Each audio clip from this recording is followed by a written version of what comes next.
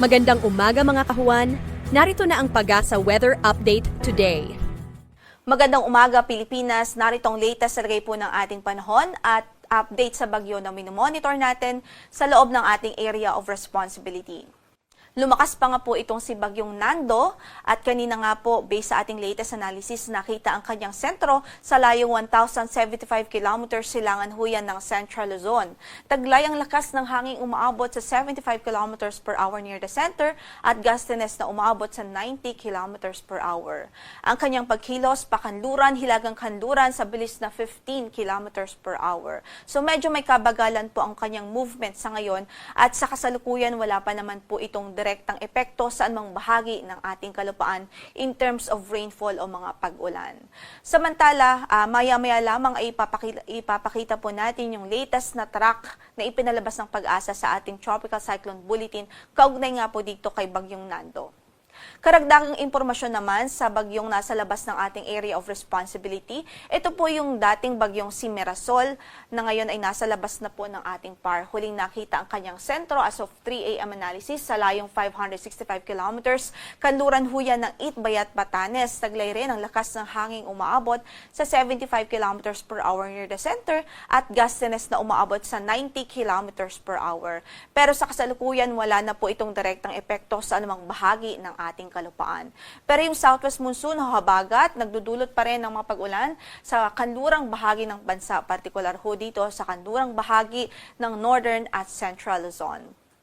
Based po sa latest track na ipinalabas natin kaninang 5 a.m., makikita nga po natin that in the next 2 days, generally pahilagang kanluran ang kanyang pagkilos bago po ito bahagyang mag-west northwestward at mataas ang tsansa, base sa projection na ito, mataas po yung tsansang dumiretso po ito dito sa extreme northern Luzon at lubhang maapektuhan ang malaking bahagi ng northern at central Luzon. Kahit iba yung pag-iingat at paghahanda ang ating abiso sa ating mga kababayan doon. Dahil nga po nakikita natin, dahil malayo pa po ito, madami pa po siyang time o panahon para makapag-ipon ng lakas. So nakikita din po natin sa ating analysis ang further intensification bago pa ito lumapit sa ating bansa. As early as Saturday evening o Sunday morning, posible po maging typhoon na ito o malakas na bagyo. At dahil nga po dyan, posible din na Saturday pa lang ay may signal na po tayo sa ilang bahagi ng northern at central Luzon para din ho may sapat na lead time tayo para sa ating paghahanda. At dahil nakikita din po natin na lalawak pa ang sirkulasyon nitong bagyo habang nasa Philippine Sea siya. As soon as maging typhoon ito, nakikita nga rin po natin na maghahatak na rin po ito ng habagat at itong habagat magdudulot ng mga pag-ulan sa malaking bahagi ng Southern Luzon at Visayas. So wala pa man po itong bagyo, may inaasahan na po tayong mga pag-ulan sa malaking bahagi ng Katimugang Luzon at Visayas dahil naman sa habagat o southwest monsoon. Tungkol naman ho sa landfall scenario, nakikita nga po natin either maglandfall po ito dito sa northern tip ng Luzon o extreme northern Luzon o kaya naman ay close approach sa ating landmass. But either way, ang nakikita po natin ay maapektuhan ang malaking bahagi ng northern at central Luzon.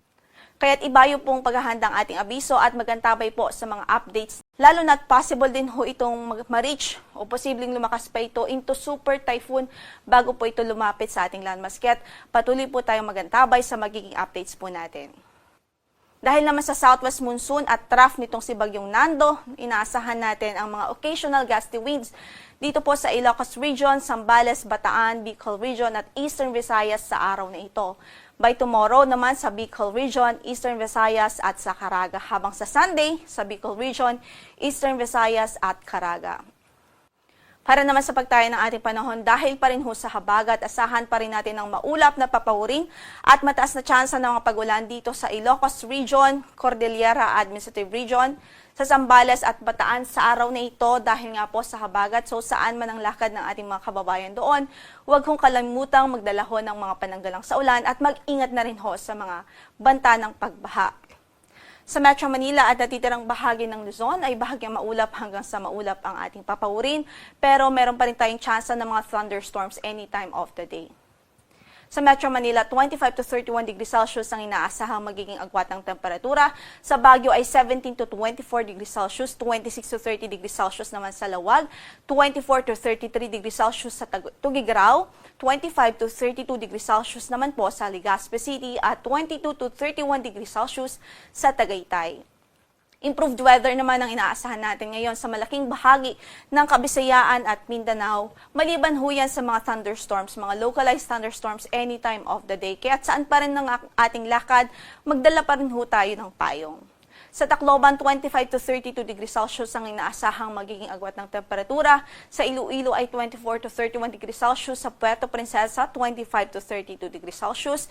24 to 32 naman sa Cagayan de Oro at 25 to 33 degrees Celsius sa Davao City, habang sa Zamboanga City ay 24 to 32 degrees Celsius.